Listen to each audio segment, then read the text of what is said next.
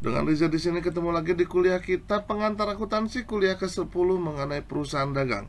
Sebelum kita mulai videonya, ada baiknya untuk diklik tombol subscribe-nya dan diklik loncengnya agar selalu mendapatkan notifikasi dari kuliah-kuliah kita selanjutnya.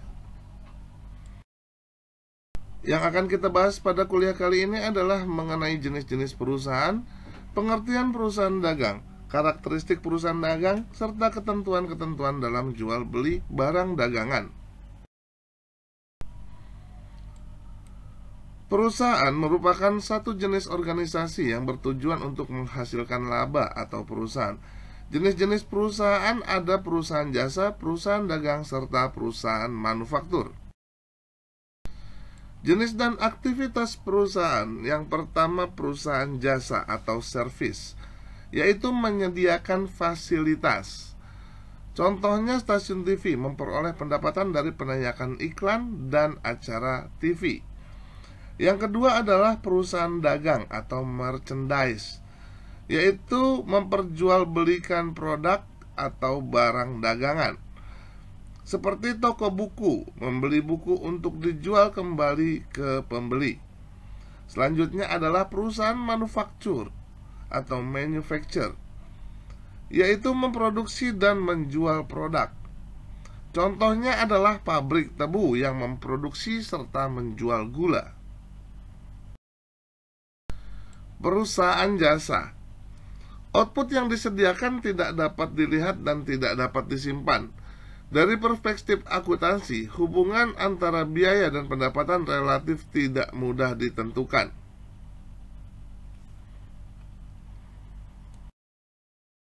Contoh perusahaan jasa, yaitu perusahaan penyewaan kendaraan yang memberi jasa berupa penyewaan mobil kepada pelanggan. Bank memberi jasa berupa fasilitas simpan pinjam dana kepada nasabah dan peminjam. Kantor akuntan publik memberi jasa berupa pengembangan sistem informasi maupun jasa audit laporan keuangan kepada perusahaan klien. Bengkel memberi jasa berupa pemeliharaan dan perbaikan kendaraan.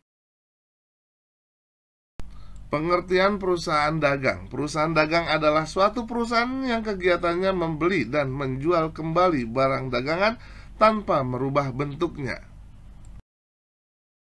Karakteristik perusahaan dagang. Output berbentuk fisik yang disebut barang dagangan. Yang kedua, kegiatan utamanya adalah membeli barang dagangan untuk dijual kembali. Lazimnya terdapat persediaan barang dagangan. Dari perspektif akuntansi, terdapat hubungan yang jelas di antara biaya dan pendapatan, yaitu antara biaya dan memperoleh barang dagangan dan pendapatan dari penjualan barang dagangan. Contoh dari perusahaan dagang, toko buku membeli buku dari penerbit dan menjual kembali ke para pembeli. Supermarket membeli berbagai barang kebutuhan rumah tangga dan menjual kembali kepada pembeli atau konsumen. Toko handphone membeli HP, aksesoris dan pulsa dari agen dan menjual kembali kepada pembeli. Stasiun pengisian bahan bakar umum (SPBU) membeli premium dan solar untuk dijual kembali. Transaksi pembayaran.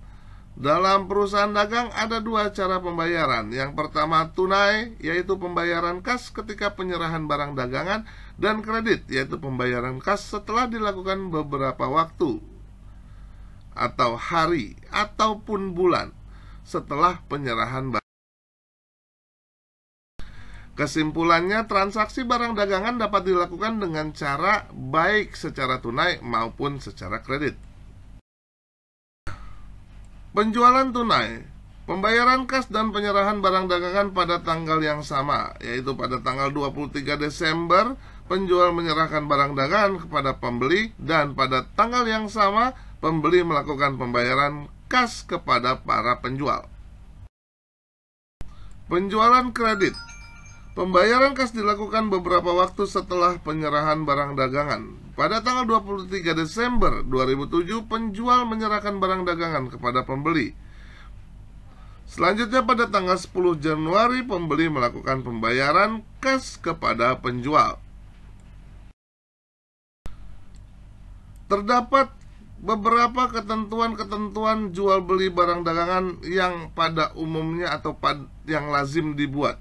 Pertama, tentang penyerahan barang dagangan. Yang kedua, tentang penjualan kredit. Yang ketiga, tentang retur dan pengurangan harga. Dan yang keempat, tentang potongan harga. 2/10 N/30. Angka-angka yang digunakan di sini adalah contoh semata. Angka 2 menunjukkan besarnya potongan kredit. Angka 10 menunjukkan tenggang waktu di mana potongan kredit dapat diperoleh oleh pembeli. Yang kedua, yang selanjutnya adalah huruf N mewakili jumlah hari, dan angka 30 menunjukkan tenggang waktu pelunasan kredit. Berikut ini adalah keterangannya. Angka 2 yang berwarna hijau adalah potongan kredit yang diberikan sebesar 20%. Angka 10 yaitu potongan kredit diberikan jika pelunasan paling lambat 10 hari setelah tanggal transaksi. Dan 30 adalah jangka waktu pelunasan kredit adalah 30 hari setelah tanggal transaksi. Selanjutnya adalah EOM atau end of month. Pelunasan kredit paling lambat akhir bulan di bulan yang sama dengan transaksi. Jika jual beli barang dagangan pada tanggal 3 Desember 2007, maka pembeli harus sudah melunasi paling lambat tanggal 31 Desember 2007 atau 28 hari. Jika jual barang dagangan pada tanggal 23 Desember 2007, maka pembeli harus sudah melunasi paling lambat tanggal 31 Desember 2007 atau 8 hari. Ketentuan tentang retur dan pengurangan harga.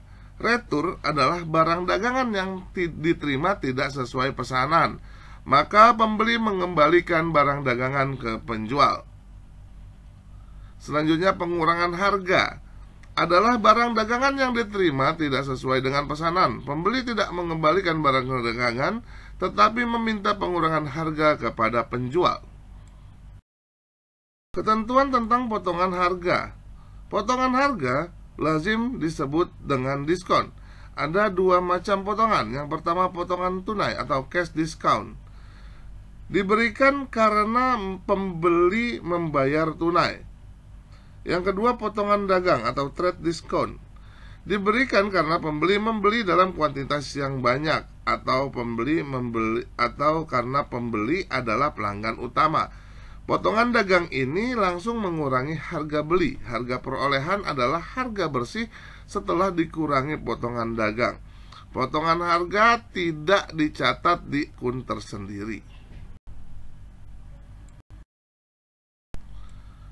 Akuntansi perusahaan dagang. Tahap-tahap akuntansi di perusahaan jasa juga berlaku di perusahaan dagang. Ada dua topik tambahan. Yang pertama ada pencatatan persediaan barang dagangan, dan yang kedua adalah penghitungan harga pokok penjualan atau HPP dan laba rugi kotor atau gross profit. Dalam akuntansi perusahaan dagang, selama periode berjalan, siklusnya adalah identifikasi peristiwa bisnis, pengukuran, penjurnalan, pemindah bukuan, dan penyusunan laporan keuangan pada akhir periode.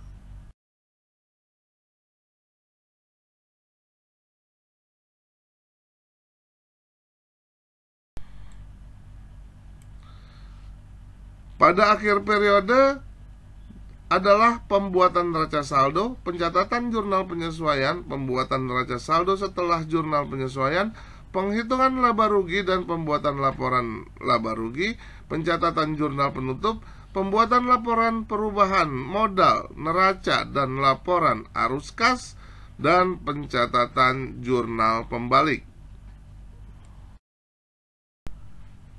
Yang perlu diketahui dalam perusahaan dagang adalah pencatatan persediaan barang dagangan. Terdapat dua metode pencatatan. Yang pertama, periodik atau fisik. Pencatatan ke akun persediaan barang dagangan dilakukan hanya pada akhir periode. Yang kedua ada perpetual atau continue. Pencatatan ke akun persediaan barang dagang dapat dilakukan setiap terjadi perubahan persediaan barang dagang, baik itu pengurangan maupun penambahan. Dan harga pokok penjualan dicatat setiap terjadi transaksi penjualan. Selanjutnya adalah perhitungan HPP atau harga pokok penjualan dan laba kotor. Harga pokok penjualan atau HPP adalah harga perolehan barang dagangan yang dibeli dan telah terjual. Dan laba kotor dihitung dari pendapatan yang berasal dari penjualan bersih barang dagangan dikurangi dengan HPP atau harga pokok penjualan. The motivation winners is not people who never fail, but people who never quits.